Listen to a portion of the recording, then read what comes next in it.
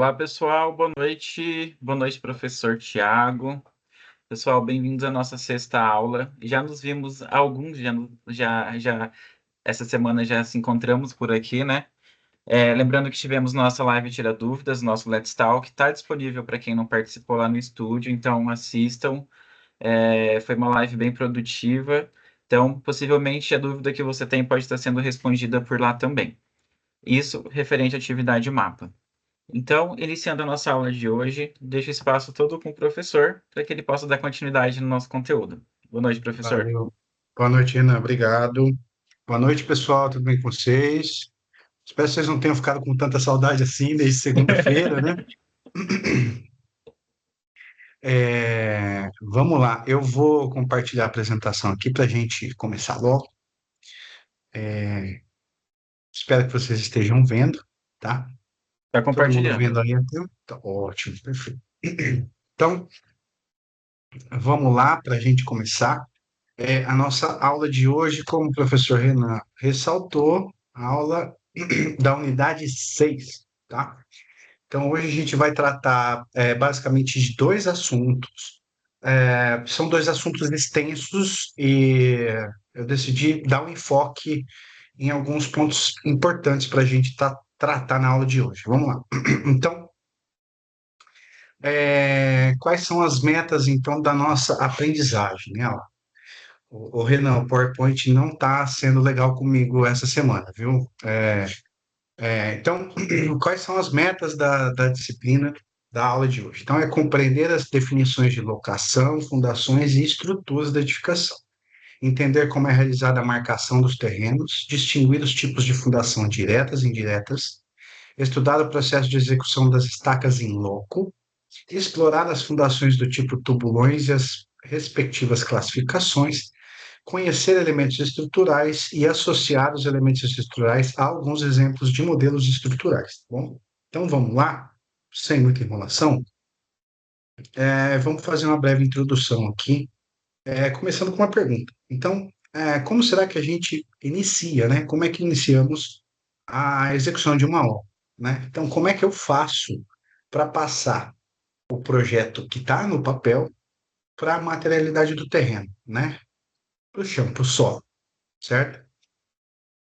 E aí eu deixo uma reflexão que vem de muitos anos de experiência, não só como professor, passando por muitas turmas de arquitetura, mas também com o dia a dia profissional, né?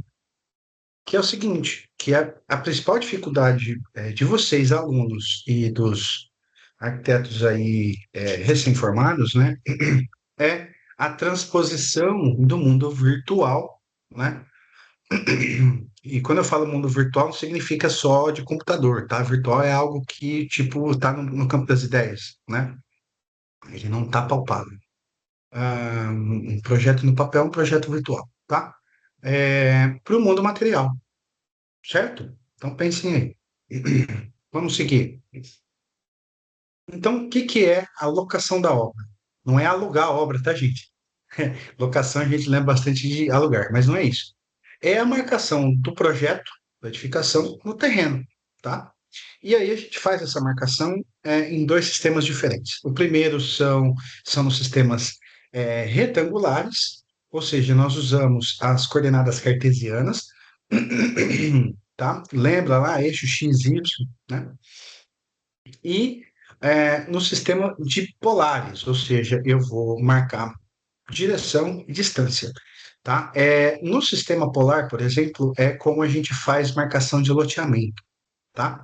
Então, quando você pega um projeto de prefeitura, que nos cantos está lá, não sei quantos graus norte ou nordeste, não sei quantos graus, aquilo lá é indicação de polar, tá bom? E para a gente fazer a locação, a primeira coisa que a gente precisa é um estudo topográfico, tá bom? E não é um estudo topográfico somente de marcação de nível e tudo mais, tá bom? Ele vai se aprofundar um pouquinho quando a gente entrar em fundações, eu vou ressaltar isso também, tá? E esse estudo topográfico ele pode ser feito de duas maneiras, basicamente, tá? Com equipamentos mais sofisticados, como o teodolito, que é esse equipamento que está aqui com esse cidadão. Não sei se vocês já tiveram aula de topografia, Se está na grade curricular de vocês, acredito que sim. Então, vocês vão ter, acredito que, pelo menos um contato prévio com o teodolito, tá? A gente vê pessoal fazendo obras em rodovia, principalmente em ruas, a gente vê bastante o teodolito. E tem a estação total.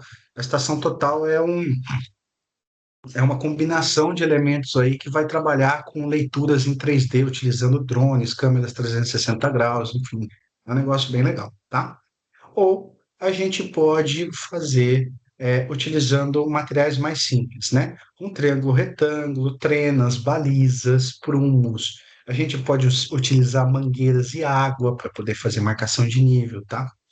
Já usei bastante e às vezes eu uso ainda, tá? É mais prático e mais barato do que comprar um teodolito, né? Então, nós vamos por aí. Vamos lá. Então, ó, como é que funciona, tá? Aqui eu vou começar a mostrar para vocês como é que é o sistema de locação por tábua corrida, tá? Então, imagina que a gente tem aqui um terreno, tá? Então, o terreno tem essas dimensões. E aí, quando vocês vão fazer projeto arquitetônico, né? Sempre pede a implantação com as cotas de amarração, certo? Para que que serve as cotas de amarração? Justamente para isso aqui, ó, para eu conseguir localizar o meu projeto dentro do terreno, tá bom? A partir do momento que eu consigo localizar, eu vou pegar e marcar com estacas, tá? Então eu vou pegar um sarrafo, ou seja, um caibro de madeira, e vou pregar no chão, tá? De maneira que esses cabos ficam numa distância de aproximadamente 1,5 m entre eles. E nesses sarrafos eu vou pregar as tábuas, tá? Vocês estão vendo aqui, ó, essas tábuas vão ficar em nível, tá? Então eu vou usar o nível de bolha, principalmente para poder deixar isso em nível. E usar um elemento aqui bastante interessante que eu acho que muita gente achou que não ia usar nunca mais na vida, para poder marcar essas tábuas aqui, tá? Com uma distância aproximada de 1,5 m da onde ficariam as paredes, tá bom?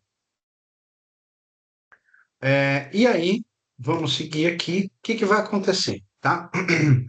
Eu vou pegar aqui essas tábuas e vou conferir com um esquadro se essas tábuas estão em 90 graus.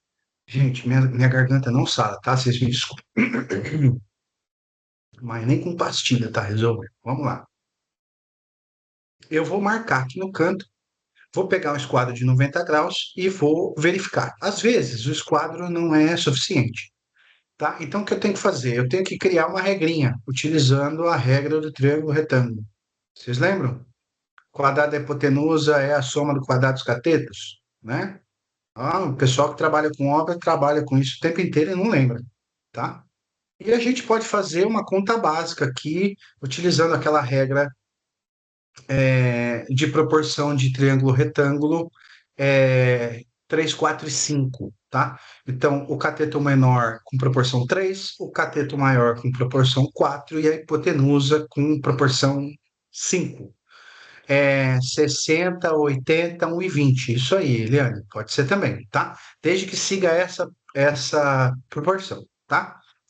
Então, eu vou pegar e marcar, certo? Como essas minhas tábuas estão a 1,5 m das paredes, eu venho com a minha trena e vou marcando, tá?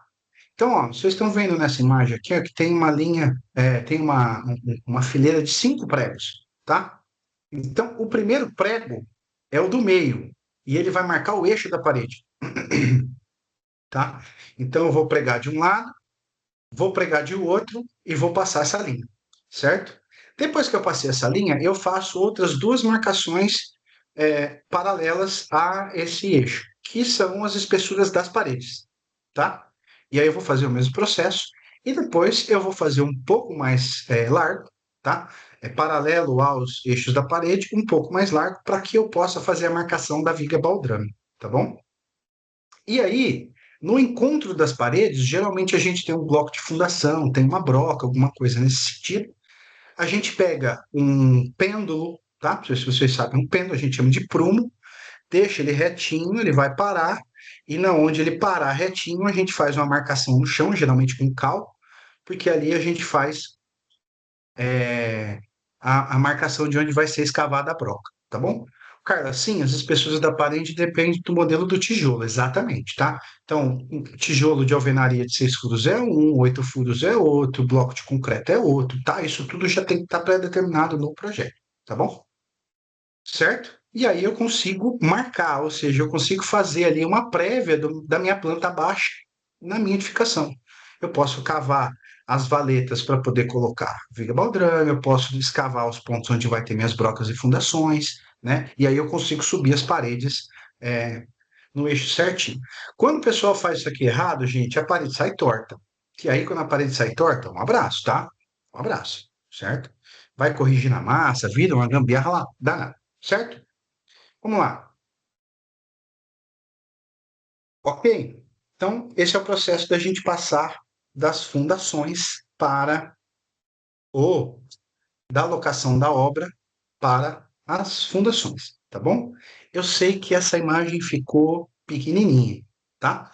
Mas acredito que na hora que vocês acessarem aí o slide, vocês consigam dar zoom, tá? Mas é que esse diagrama ficou tão legal porque ele está mostrando todos os tipos de fundações possíveis, tá bom?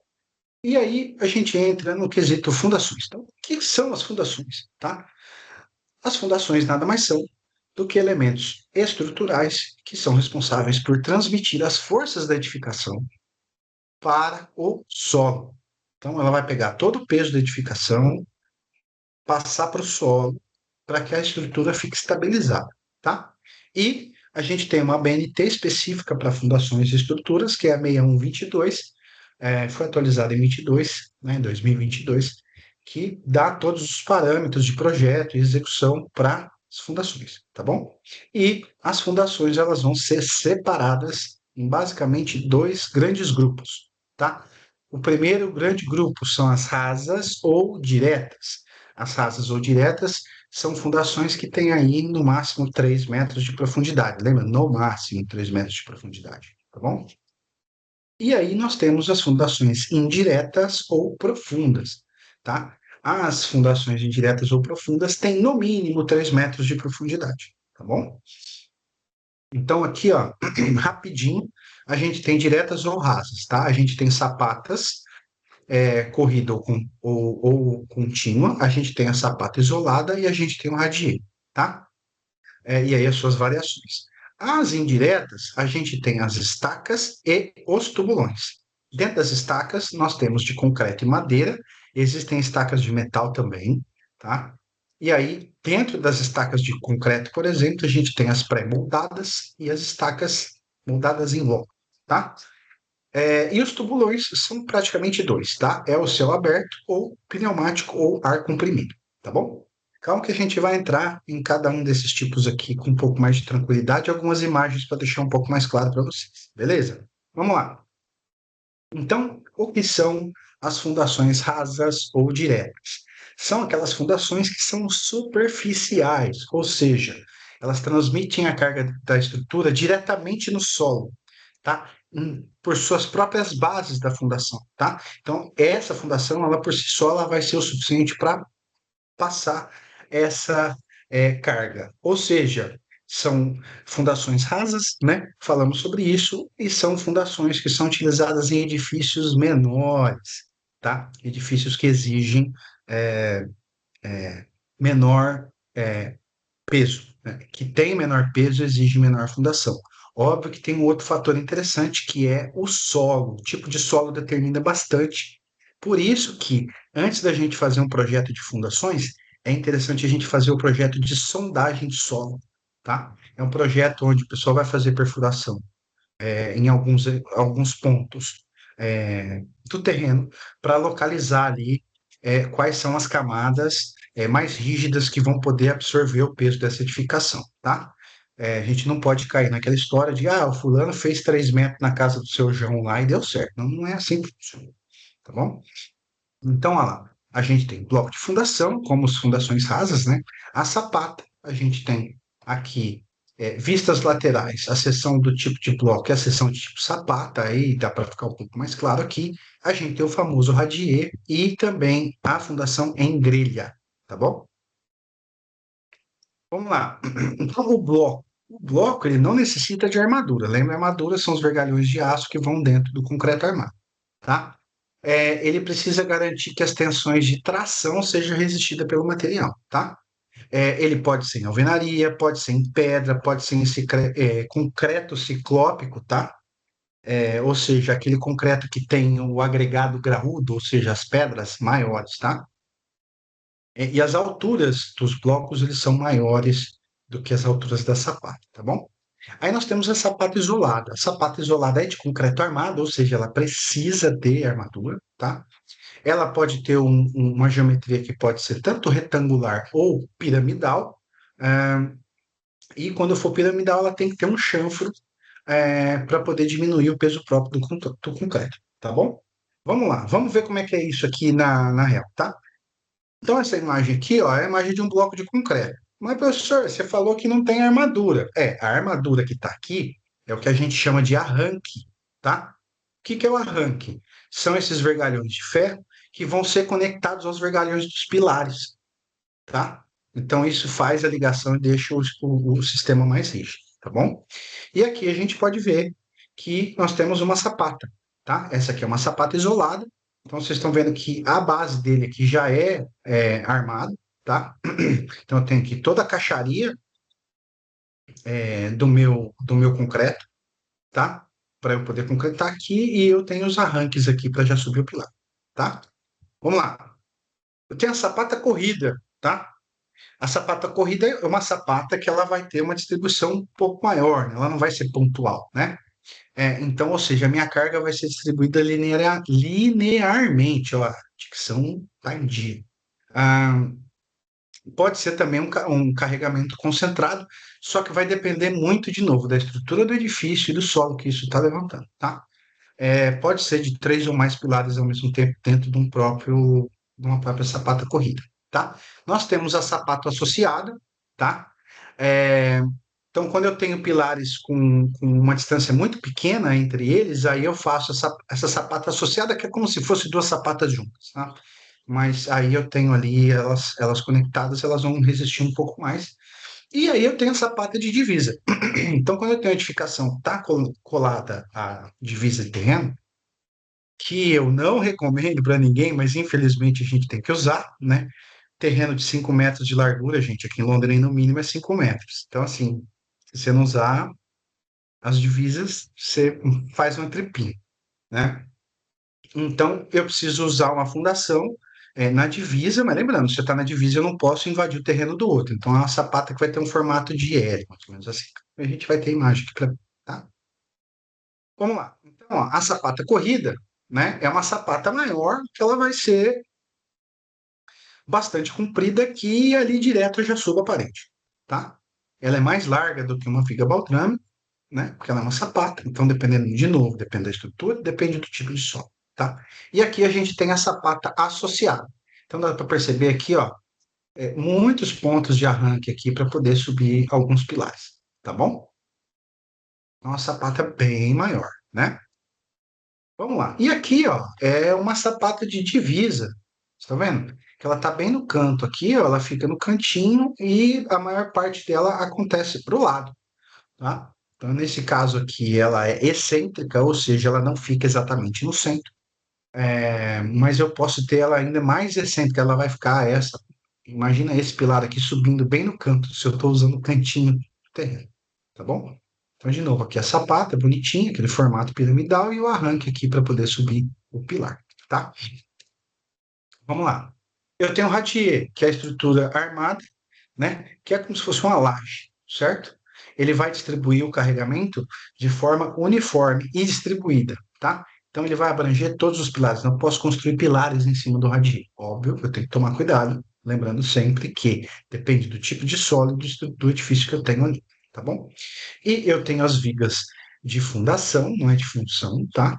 As vigas de fundação são aquelas vigas que nós mais vemos nas obras no dia a dia, que são as vigas baldrame, tá?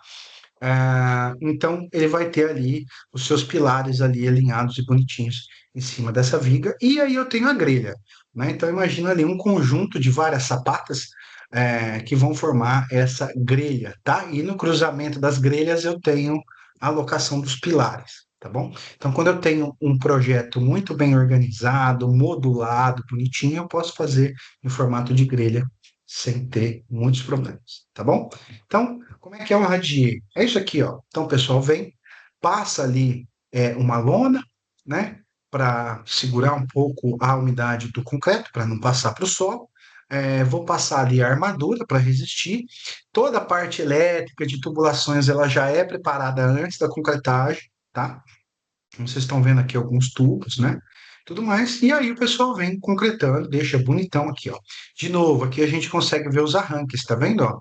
Que são esses elementos da estrutura metálica que vai fazer estrutura, não, perdão, gente, não é da estrutura metálica, até é da parte metálica da estrutura de concreto armado para a gente fazer a conexão direto com o pilar, tá bom? Então, viga baldrame, é isso aqui, ó. Já eu acredito que algumas pessoas já tenham visto a viga baldrame, ela fica pretinha assim, porque é interessante a gente fazer a impermeabilização, tá? Não necessariamente, Thiago, depende, tá? Sapata de divisa é quando está colocada na divisa. E, de novo, o tipo de fundação é dado pelo tipo de solo e do tipo de edificação que eu vou utilizar, tá bom? Então, se eu não posso cavar muito fundo, se eu preciso ter um elemento um pouco mais rígido ali, um pouco mais superficial, eu faço essa sapata, tá? Sapata a gente vai encontrar em edifícios um pouquinho maiores, tá? É difícil a gente ver sapata em residência, por exemplo, tá bom? É, Isso, na verdade, alicerce toda e qualquer fundação a gente chama de alicerce também, tá? Então, tudo isso aqui que eu estou falando de fundações é alicerce, tá? Alicerce é a base sobre a qual a gente constrói algo, tá? A fundação de uma edificação é um alicerce, tá bom? Todos. Então, todos os tipos de fundação aqui são alicerces, tá? Então, ó, eu tenho aqui as vigas baldrame, elas estão bonitinhas aqui, ó, com impermeabilização, tá? Erros de impermeabilização de viga baldrame é onde aparece aquelas infiltrações, aquelas mofos, bolores, etc., que vão aparecer nos cantos da parede, tá? E aqui de novo, olha eles aqui, ó, olha eles aqui, ó, o arranque para poder subir o pilar, tá? Vamos lá. E aí a gente entra nas fundações indiretas ou profundas, tá? As fundações indiretas ou profundas, elas vão transmitir a sua força pela base da fundação, lá embaixo. Então, ela profunda, ela vai fazer a distribuição lá pela base, tá? Ou, a depender do tipo de solo, ele vai fazer essa transmissão de cargas totalmente pela superfície, tá? Então, elas transmitem a carga da estrutura ao terreno pela base, resistência de ponta, ou pela superfície lateral, quando for resistência de fuste, tá? Ou por uma combinação das duas, de novo, a depender da estrutura e principalmente do solo, tá? São elas, então, as estacas, principalmente as pré-moldadas, eu tenho de concreto, aço e madeira, tá? E eu tenho as moldadas em loco, ou seja, que eu faço na obra, tá? Eu tenho a Strauss, a Frank, a Raiz, a Barrete, a hélice contínua, a estação, e a mega, tá? Eu tenho as brocas, que é o mais usual, e eu tenho os tubulões, tá? Que é o tanto céu aberto quanto o de ar comprimido. Vamos seguir. Estaca pré-moldada. No caso aqui eu trouxe o exemplo a vocês de uma estaca pré-moldada em concreto armado, que é basicamente o cara vai lá, na onde está alocado para ser a estaca, ele vai vir aqui, vem com esse equipamento pesado e martela. Puf, puf, puf, sabe aquele barulho, o famoso bate-estaca? Ele vai cravar essa estaca no terreno, tá? Então, de novo, pode ser de madeira? Pode ser de madeira? Pode. Pode ser de metal? Pode, óbvio, depende do terreno, tá bom? E no mais, o mais comum a gente vê em concreto armado, tá bom? Vamos lá, Stuck Strauss. Eu vou fazer a perfuração do solo com uma sonda, uma piteira. Eu vou usar uma camisa metálica para fazer o revestimento. E aí eu vou batendo o concreto nessa estaca, tá? A estaca franca é diferente, tá? Eu vou fazer ela por cravação, tá? Eu não vou perfurar e vou colocar depois, eu vou cravar, tá? Então, ela vai ser basicamente firmada por atrito, certo? Tá? A base dela é alargada e ela é inteiramente armada, tá? Então, lembra, quando for estrutura armada, significa que eu tenho armação de aço internamente, tá bom? Então, ó, Essa aqui é a estaca Strauss, eu venho com o baldinho aqui, eu vou batendo, ele vai furando, eu vou tirando a terra, vou indo, vou indo, vou indo. Vai chegar num ponto aqui que eu vou botar um tanto de concreto lá dentro, vou vir com um pilão e vou bater esse pilão lá, até formar essa bolotinha aqui, certo? E aí o que acontece? Eu vou tirando o molde dele, ó, e vou colocando concreto, tá? Então é um processo meio que simultâneo, tá? Eu vou colocando concreto e vou tirando o molde, certo? E aí ela fica bonitona aqui, tá? Já a estaca Frank é direto no atrito, tá? Eu vou colocar aqui essa camisa, tá? Eu vou vir com esse pilão aqui e vou e tome-lhe, tá? Eu vou bater, eu vou bater, eu vou bater até chegar no ponto rígido do solo. Na hora que chegou no ponto rígido do solo, eu vou continuar batendo até ele de novo formar essa ponta aqui que ele vai fazer essa transmissão da força, certo? Depois eu tiro o pilão, coloco a armadura dele aqui, porque a estaca Frank tem armadura, tá? A Strauss não necessariamente. Coloco a armadura e depois de colocar a armadura eu faço a concretagem, tá? Vamos lá. Estaca raiz, tá? Eu vou fazer uma perfuração, tá? E aí eu vou fazer, depois dessa perfuração, eu vou pegar e inserir o concreto armado ali, principalmente com cimento e areia, tá? Então ele tem um contato muito maior com o solo, tá? Então ele é totalmente por atrito, tá? A estaca barrete é a estaca escavada. Então eu vou usar um fluido estabilizante, geralmente lama, água ali com um pouco da própria terra que é utilizada ali no terreno, tá? Então, isso vai fazer com que a parede do buraco não colapse, tá?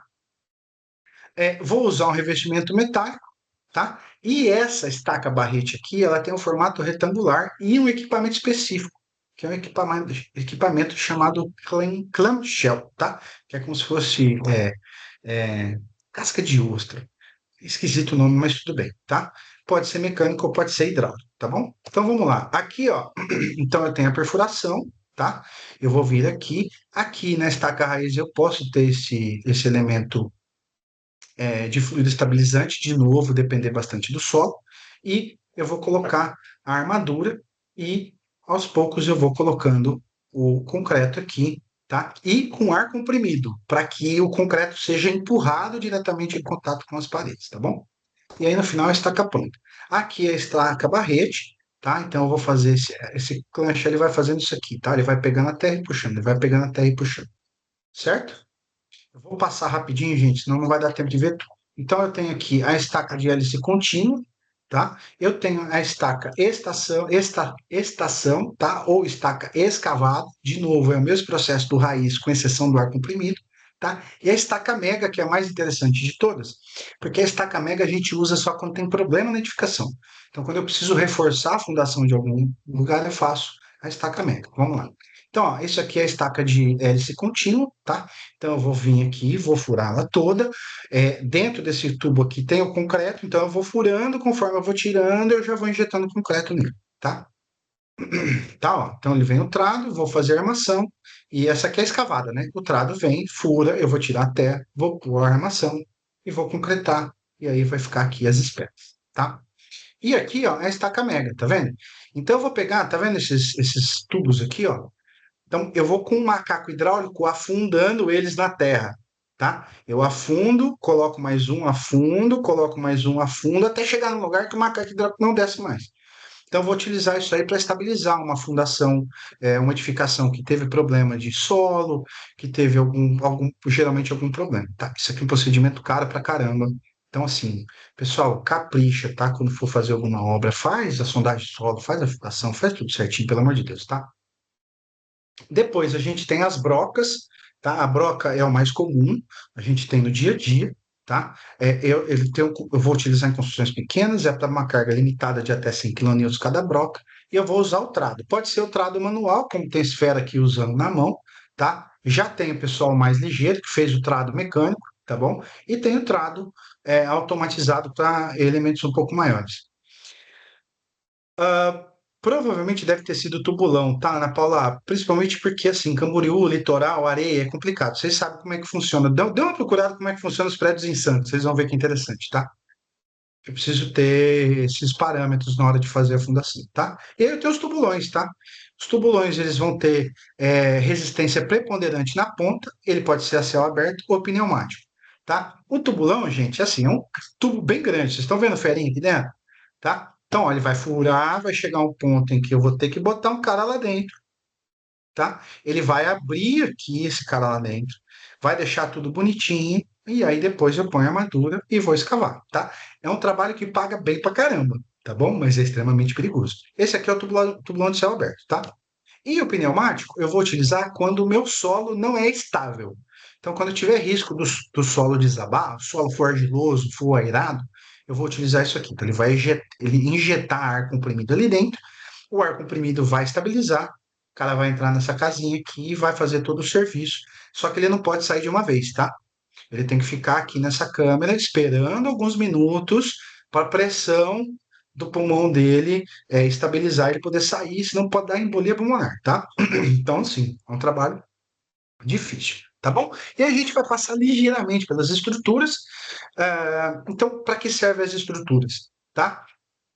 Eles vão ser praticamente de suporte de carregamentos. Então, eu tenho carregamentos variados, eu tenho o carregamento do peso próprio da edificação e o carregamento de uso, tá? De pessoas, móveis, objetos, automóveis, etc. Tá? E ele vai variar de acordo com a geometria. Então, eu tenho elementos estruturais unidimensionais, bidimensionais e tridimensionais. Vamos lá, unidimensionais ou lineares, tá? Então, o comprimento dessa peça estrutural, ela é 3 vezes maior que os outros elementos da seção, tá? O que são os unidimensionais ou lineares, tá? Pilares e colunas, tá? Isso são os verticais e os horizontais são as vigas, tá? Então aqui, ó, pilar ou coluna e a viga, certo? Esses são os elementos lineares ou unidimensionais, tá? Quando eu tenho a junção de mais elementos estruturais, eu formo um sistema estrutural, tá? Eu tenho alguns exemplos. O pórtico é uma junção de viga e pilares rígidos, tá? As conexões rígidas, e eu tenho as treliças. As treliças são junções de barras rígidas. Como é que isso funciona? Um pórtico, por exemplo. Esse aqui é um pórtico metálico, tá?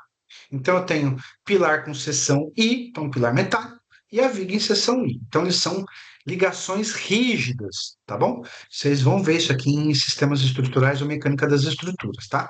Não vou assustar vocês agora, não. Vamos lá. E eu tenho as treliças. São basicamente elementos triangulares e barras, tá? Cada barra vai resistir a um esforço diferente de acordo com a sua posição. Pode ser tração, pode ser compressão, tá? E existem N tipos de treliças possíveis. Então, eu tenho desde lá estruturas de barracões, eu tenho pontes, né? Aquelas pontes enormes são treliças. Eu tenho uma estrutura de telhado de uma casa simples. Nesse caso aqui é um wood frame, mas é um telhado de uma casa, é uma treliça, tá? Então, são elementos lineares conectados, formando um elemento triangular. E aqui, algumas coberturas industriais, principalmente, cobertura de posto treliça espacial, é outro sistema, mas é uma treliça, tá? Depois eu tenho as bidimensionais, ou de superfície, tá? A espessura dela é pequena em comparação com as outras dimensões. Ou seja, ela é mais fina, mas ela é maior, né? Ela é mais larga, é um plano, certo? Onde é que eu vejo isso? Em lajes e paredes estruturais. Então, aqui, ó, para quem não sabe como é que funciona uma laje antes de concretar, eu tenho aqui as vigotas, né? E eu tenho aqui os blocos de laje. Hoje o pessoal usa bastante isopor também, deixa a estrutura muito mais leve. Então aqui ó, a gente tem uma laje pré-moldada também, tá? E aqui é a marcação das colunas e tudo mais, certo? Vamos lá. E aí nós temos as tridimensionais, tá? Ou seja, as grandezas são as mesmas em todas as dimensões, tá? Eu não tenho discrepância entre tamanhos de dimensões, comprimento, largura e espessura, tá? Por exemplo, os blocos. Eu posso utilizar uma estrutura de bloco, por exemplo, como o bloco de fundação, que a gente falou um pouquinho no começo da aula, e aí eu tenho os blocos estruturais mesmo, né? Que é aquele bloco de concreto estrutural, que vai depender muito das dimensões do fornecedor, e da variedade de acordo com o fornecedor, mas as dimensões vão ser sempre essas que eu coloquei para vocês aqui, tá? Então, aqui, ó, quando eu tenho uma edificação em bloco de concreto estrutural, eu posso utilizar o radii, tá? Aparentemente, pode parecer besteira ou não, mas a edificação fica um pouco mais leve, certo? E, ó, na bucha, hein? Então, o que pode determinar, então, a escolha dos elementos de fundação de uma edificação, certo? O que? Basicamente aquilo que eu comentei com vocês. Primeiro, o tipo de edificação, o tamanho dela, né? E o tipo de solo, certo? Como é que eu descubro o tipo de solo? Fazendo o processo de sondagem de solo, tá? É um processo que, dentro do custo total da obra, é muito barato, tá? Ah, o cliente não quer pagar 2.000, 3.000 reais para fazer uma sondagem de solo. Pode ter certeza que se der algum problema de fundação, ele vai ter que pagar 60 mil para botar aquelas estacas mega que eu mostrei para vocês, tá? Então, isso tem que ficar muito claro na mente de vocês, tá bom? E aí, aqui a reflexão interessante, tá?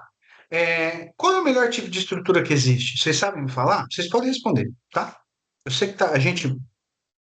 Um minutinho a mais só, Renan, para a gente fechar aqui. Vocês sabem me dizer qual é o melhor tipo de estrutura que existe?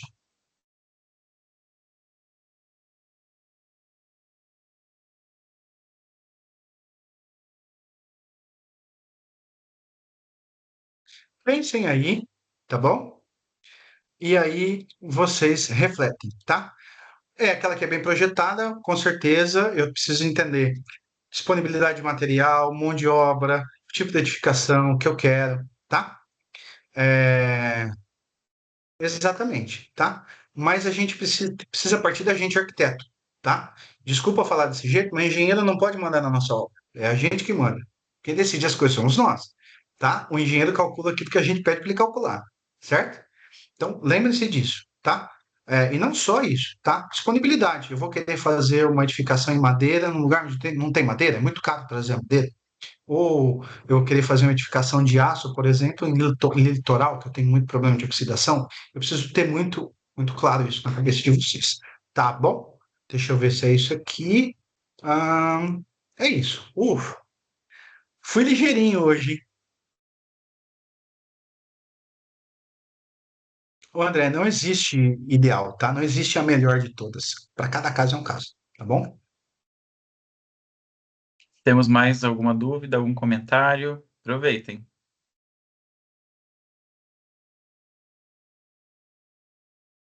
Não, livro específico não, tá? É, é sempre interessante vocês pegarem os livros básicos de bibliografia do próprio livro didático, tá? Tem um livro do Borges, que eu não vou lembrar o nome, que chama-se Manual das Pequenas Construções. E ele, assim, ele é essencial para quem quer começar a entender um pouco mais de obra mesmo, tá? Ele é fundamental. Depois eu vejo se eu pego bonitinho. Me lembra, tá, Renan? Porque aí eu passo o link do acesso do livro. É um livro, gente, que custa 29, 30 reais. É super baratinho, é super acessível, tá?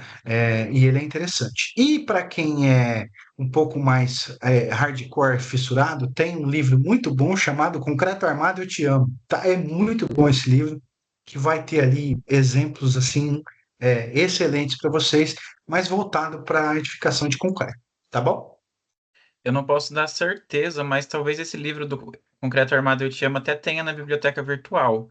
Se Sempre você tem. tem interesse, e nunca acessou a minha biblioteca, acessem lá no estúdio de vocês. Tem muito livro lá disponível para vocês procurarem. Vocês podem procurar Esse, por palavra-chave, inclusive, que vocês vão isso. encontrar. Esse livro também, do Manual das Pequenas Construções, é o livro do Borges, com certeza tem, porque ele é a bibliografia básica de qualquer disciplina de tecnologia, tá?